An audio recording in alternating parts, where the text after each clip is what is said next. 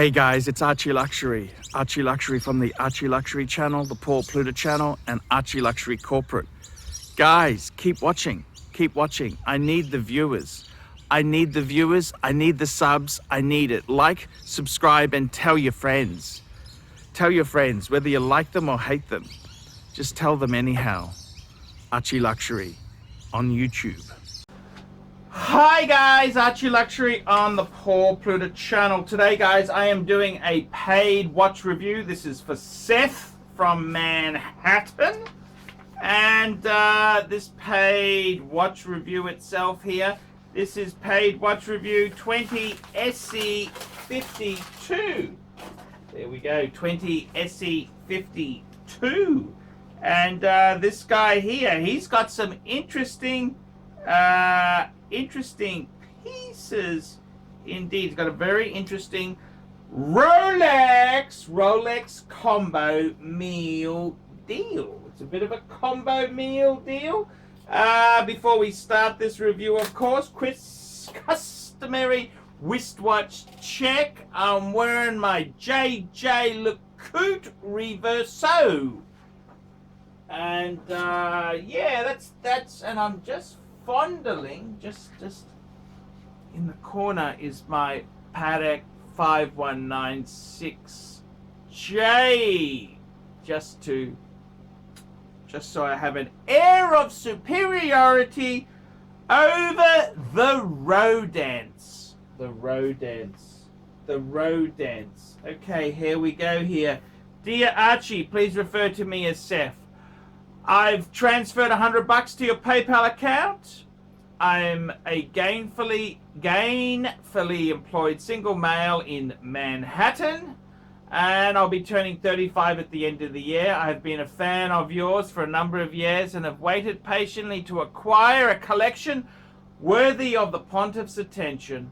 The Pontiff has been the single most influential figure in my journey as a collector, and my collecting philosophy is primarily based on the Pontiff's two main doctrines. One, stay away from shitters. And two, it's better to wait and save up for the watch you really want rather than buying the watch you can afford right now.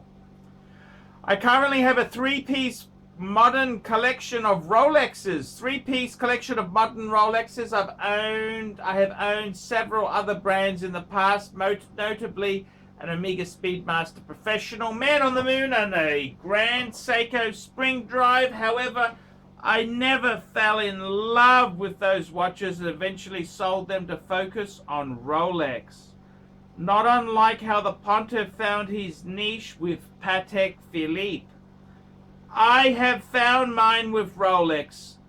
I love Rolex like a shark loves blood. There's something truly magical about the way an oyster case sits on my wrist, and while I don't buy watches to flip for a profit, I take great comfort in knowing that if things ever got desperate, I can sell my Rolexes and get most of my money back. I purchased all my Rolexes pre-owned from a certified pre-owned dealer who's also an authorized dealer for Rolex.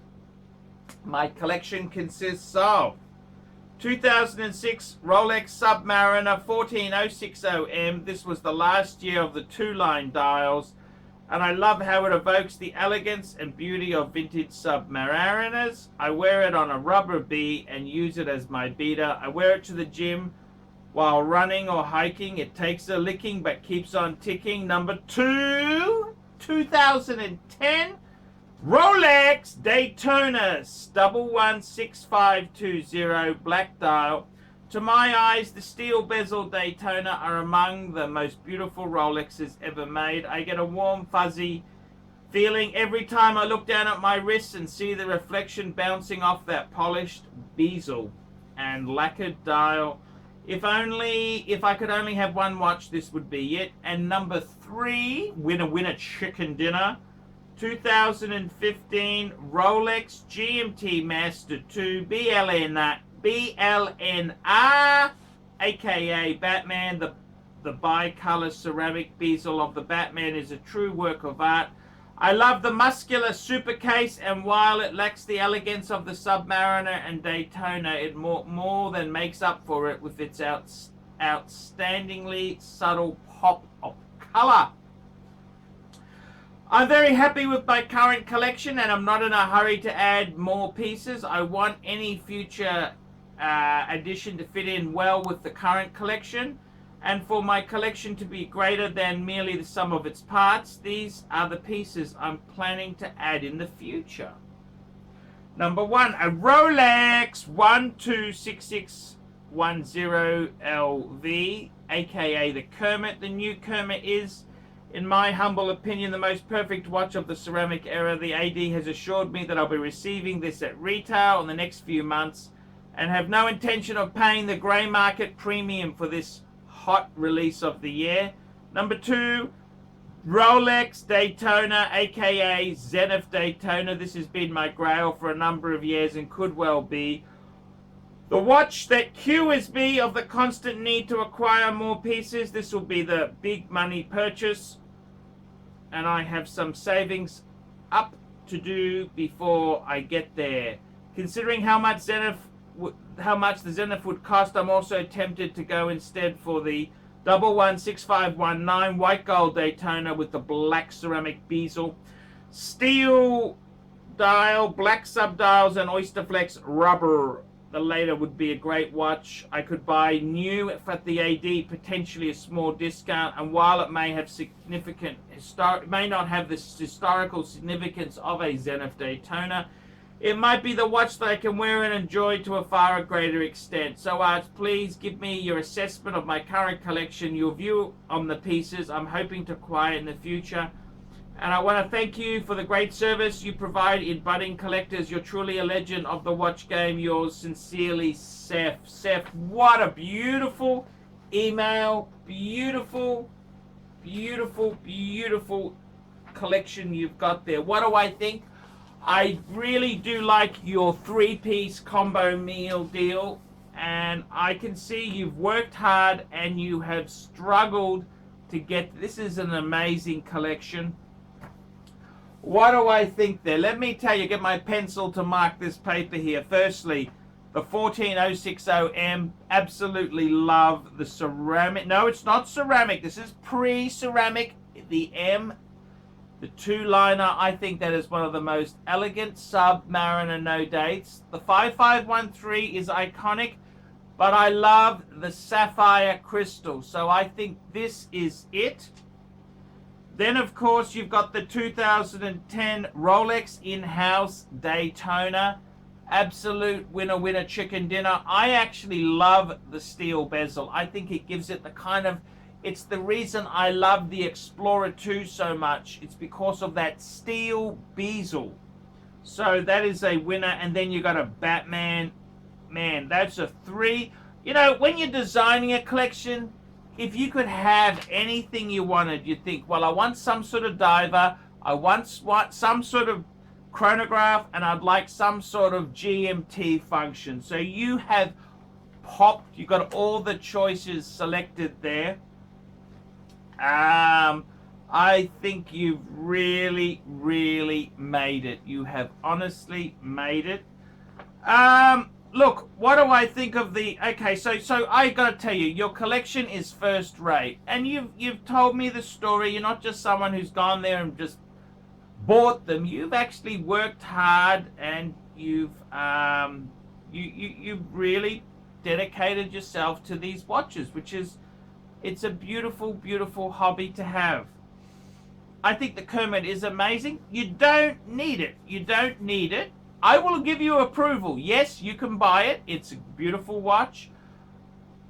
I don't think you need it. As far as the Daytona goes, look, I don't think you need it either. Personally, if it was me, and look, it's your money, you can buy what you want, I'd buy a Patek World Time 5130. The 5130, I'd get it in G, white gold, because it would be biggest size. It's actually 39.5 mils. They're a little bit soft in the collector market. I reckon that'd be a perfect, instead of adding a Kermit or a Daytona, I would add the Patek. That's my opinion. However, if you can get the Kermit at retail, grab the Kermit, enjoy it, love it. If you can get as far as the Daytona goes, look, I would say if you can get the Kermit, get the Kermit. However, instead of the Daytona, you've already got a Daytona. I'd add a Patek 5130. That'd give you the ultimate dress watch. It's a complicated Patek. Winner, chicken dinner. That's what I'd add. So I would actually say if you can get the Kermit, get it. So I would keep a bit of credit on your credit card. So if the dealer ever did ring, you could get it. And as far as, I'd say get a 5130 World Time. That's what I would add to the collection. But you've got all the bases covered. You have done it. You've really achieved the American dream. I gotta be totally honest with you. It's not about having so many pieces. It's about the quality, and that collection you've got there. Perfect, absolutely understated, charming, gorgeous collection. Winner, chicken dinner. You have done it. So I gotta say, man, well done indeed. There's nothing I can say to change my opinion. You've done it. You're a winner, chicken dinner. Absolutely amazing. I would add the Kermit. If you can get the Kermit, do it. But instead of adding another Daytona, get a World Time Patek, because they're a little bit soft. They are. It's one dress Patek Philippe. Winner, chicken dinner. So that's exactly what I would do. But amazing collection, man. 3-piece combo meal deal. It's bigger than the sum of the parts. Guys, like, subscribe, tell your friends, put a few comments below. Guys, I can't survive on Google Ads alone. I need these paid reviews to keep me full-time on YouTube. Guys, $50 US, I'll do a paid review. I'll give you my opinion. I'll tell you the good, the bad, the ugly. I'm Paul Pluta. Look in the description to organize your paid review today, and I will see you in the next one. Hi guys, ArchieLuxury, and who do I recommend in America? In America, who do I recommend for quality pre-owned wristwatches? David SW, David SW, David SW. Go to davidsw.com. He is the best, the greatest pre-owned dealer in all of the United States of America. David SW, David SW, David SW. Hey guys, ArchieLuxury. Who do I recommend for watches in Brisbane and Sydney? Vintage Watch Co. That's correct. Vintage Watch Co. in Brisbane Arcade in Brisbane and the Strand Arcade in Sydney. Vintage Watch Co. Brisbane and Sydney. Ronnie, I've known him since the late 90s. Ronnie is a top bloke. Luke is a great guy. Vintage Watch Co. That is who I recommend in Australia. Check out Vintage Watch Co. and the guys' amazing range of watches. They also do service and repairs. Vintage Watch Co. That is where the pontiff goes. You know, some of my Pateks came from Vintage Watch Co. That's right, guys. Vintage Watch Co.